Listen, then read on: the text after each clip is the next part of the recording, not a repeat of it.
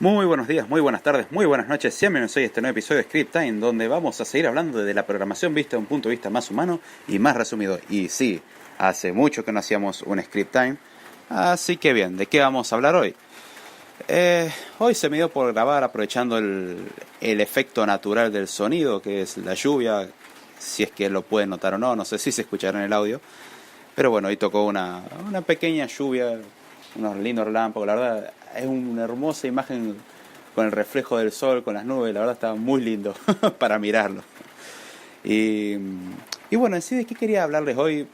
Por cierto, otro detallito, si me notan la voz medio rara, ando un poco con la garganta tomada, shit happens, solamente dejar eso por ahí. Y bueno, hoy quería hablarles sobre uno de los recursos por ahí importantes y uno de los errores más grandes que se suele cometer a la hora de desarrollar un software, que es el tema de uso de comentarios y de eliminación de código. Generalmente cuando uno escribe un código es normal que haya ciertas funcionalidades que se dé cuenta de que no las necesita más o eran pertenecientes a versiones anteriores del programa y uno dice, mira, esta función la he reimplementado o ahora utilizo una librería, lo que sea. Y como uno dice, esto no lo voy a necesitar más, el error muchas veces más grande que comete en ese caso es borrar ese código. Esto después lleva a otra mala práctica, que es irse al lado contrario, pero en general al principio uno borra ese código. ¿Y cuál es el problema? Bueno, los programas generalmente tienen una muy bonita pila de cosas a deshacer, es decir, uno puede utilizar el tan mágico conocido y salvavidas Control Z o Command Z, dependiendo el sistema en el que estén trabajando. Pero básicamente siempre hay una forma de volver para atrás. Los editores de texto y los IDEs suelen tener algunos el almacenamiento de todos los cambios hechos, por lo menos en esta sesión de trabajo. Otros tienen solamente 100, 50, dependiendo de las configuraciones puede variar. Pero uno, si después se da cuenta que, momento, eso me servía, puede volver hacia atrás, no hay ningún problema. ¿Cuál es la limitación de esto? Bueno, en principio la limitación de la configuración, que puede variar, puede tener básicamente ilimitadas, que sería la limitación es la RAM, o puede tener los últimos 50 cambios hechos, lo cual ya es una limitación. Y hay otro cambio que por ahí no podemos deshacer, que es cuando cerramos la aplicación y la volvemos a abrir, o la aplicación de la nada crashea. Esa es otra de las cosas que pueden salir mal, de que, bueno, la aplicación crasheó, o uno la cerró convencido de que estaba haciendo bien su trabajo, y después vuelve y dice, pero ¿cómo era que lo había hecho antes? Y esa cosa mágica de la memoria humana, de que uno se olvida básicamente, la verdad que es una contra, y es una contra bastante grande en ese caso. ¿Hay soluciones para eso? Sí, los sistemas de control de versiones muchas veces resuelven ese problema porque uno puede ir y explorar el código que había escrito antes. Aún así, suponiendo que uno escribe una funcionalidad y después a la mitad de la escritura la borra, significa que no terminó de implementarla o no estuvo incluida en el último commit. Eso es un problema porque es una funcionalidad que uno no va a poder recuperar, ya que el Control Z a esa altura no funciona generalmente, salvo que la IDE sea muy específica y tenga esas configuraciones que lo permitan. Pero vamos a considerar generalmente con un trabajo de un editor de texto, uno no tiene ese almacenamiento. Además que obviamente eso implica un sacrificio en algo, porque todo lo que hagamos implica un sacrificio en algo, ya sea en consumo de procesador, en consumo de memoria, en consumo de disco de rígido en almacenamiento. En algo hay que sacrificar. En ese caso sacrificamos muchas veces en almacenamiento, que no es mucho, y en consumo de memoria, que ahí sí puede ser mucho. O sea, por lo menos para lo que es la sesión, si uno tiene abierto, por ejemplo, Atom es un editor que a mí personalmente me encanta, tiene muchas opciones. Sí, empezó a llover más fuerte. Atom es un editor que tiene muchas opciones, pero tiene una contra. El crecimiento de consumo de memoria es exponencial. Tiene un consumo de memoria elevadísimo. Con un archivo chico tiene un consumo de memoria aceptable, y a medida que el archivo va creciendo, el consumo de memoria se eleva mucho.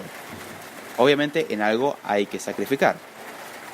Ahora bien, ¿cómo resolvemos este problema de no poder volver atrás con los cambios? ¿Cómo se largó? El problema en sí se resuelve de una forma sencilla, que es comentar el código. Es una práctica que muchos tienen por costumbre y otros no. Los que tienen por costumbre, ahora vamos a tratar sobre la contra de comentar el código, pero los que no tienen por costumbre, lo que pasa es que muchas veces pierden funcionalidades. Y la memoria obviamente no es perfecta y uno se olvida de muchas cosas. Más que nada si lo que escribió lo escribió hace un mes, lo borré ayer, yo digo, pero quería rescatar este pedazo de la función que me servía, o esta función que no la voy a usar más acá, la voy a usar en otro lado y ya la borré. Y ahí lo perdimos. ¿Cuál es la solución para eso? La solución es comentar. La funcionalidad que nosotros digamos no la vamos a usar, por las dudas comentémoslo. O sea, por la duda, comentarlo, no pasa nada. Si después no la necesitamos finalmente, se puede borrar.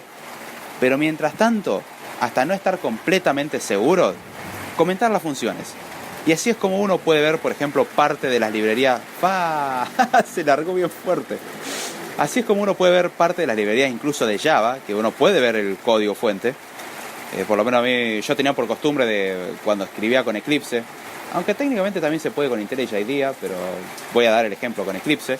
Con Eclipse lo que me pasaba muchas veces es que no estaba seguro de qué hacía bien la función, y en vez de ir a la documentación, iba directamente al mismo archivo fuente que se me permitía acceder mediante Eclipse. Obviamente un archivo de solo lectura, no podía escribirlo porque es parte de la librería, pero podía leer la documentación que prácticamente se basa en lo que está dentro del archivo fuente. Entonces podía leer incluso la implementación de las funciones, y eso es algo que agradezco mucho. Y uno podía ver incluso que de una función habían dos versiones, una en la versión que se utilizaba y la otra era una versión vieja que ya te avisaba que era una versión vieja y estaba comentada, pero era para que vieras cómo estaba hecho antes. Y son prácticas que incluso se lleva a versiones de librerías mucho más avanzadas de tener código viejo escrito ahí inútil. Y ahí es donde vamos al segundo punto, la desventaja de comentar el código. ¿Cuál es la desventaja de comentar el código? La primera desventaja, o más bien la desventaja grande de comentar el código, es que llegamos a tener un código que muchas veces, valga la redundancia, es más comentario que código. Uno tiene, qué sé yo, 100 líneas de código y 200 o 300 líneas de comentario de las distintas versiones de las funciones. Hay que encontrar un equilibrio, ahí es donde salen muchos memes que hacen referencia. Sé que muchas veces hago referencia a memes, pero revelan una realidad, por lo menos en lo que es la programación, de esa triste realidad en la cual te das cuenta de que vamos a comentar esto por las dudas. Uno sabe internamente que nunca va a usar eso porque sabe que es ineficiente. Es como implementé un algoritmo de ordenamiento, o sea, tenemos la función de ordenamiento, e implementé el algoritmo con el Bogosort, que es el algoritmo de ordenamiento más catastróficamente horrible en complejidad, en funcionamiento, en todo aspecto. Es simplísimo de desarrollar, pero no es un buen algoritmo de ordenamiento. Se considera como uno de los algoritmos inútiles de ordenamiento. Por algo lo habrán catalogado de esa manera. Y ahí es donde está la cosa. Entonces, una vez que tenemos eso, ¿para qué quisiéramos conservar el Bogosort cuando realmente podríamos utilizar, no sé, Quicksort, Mergesort, el Bubble Sort, el Insertion Sort, el Selection Sort? Hay muchos algoritmos de ordenamiento, el Radix Sort, y así podemos seguir enumerando.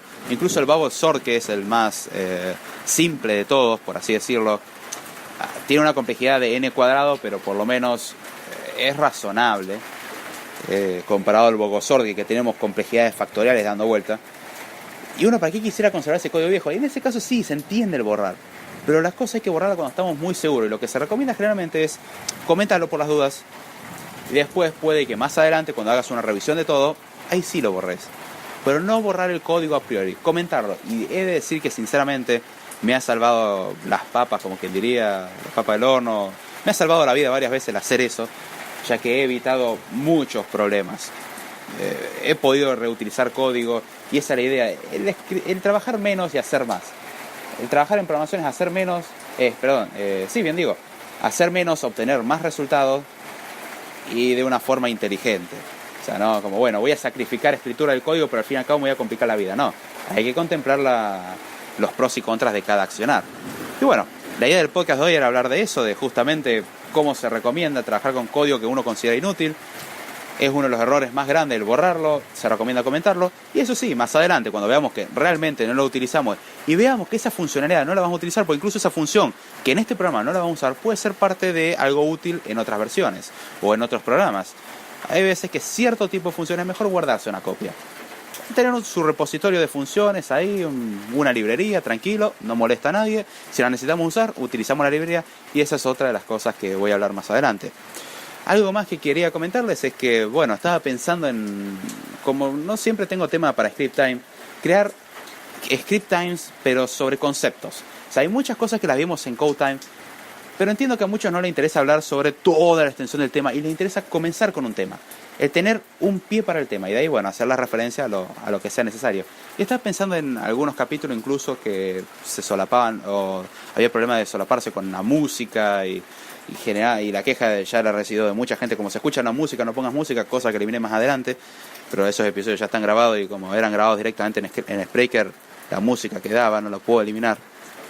Pero, no sé, estaba pensando en crear episodios por ahí para hacerlos más frecuentes, explicando conceptos, diferencias entre conceptos y así uno puede llevarse algo más simple, más corto, en vez de comerse un podcast totalmente largo que entiendo que para muchos es medio repelente.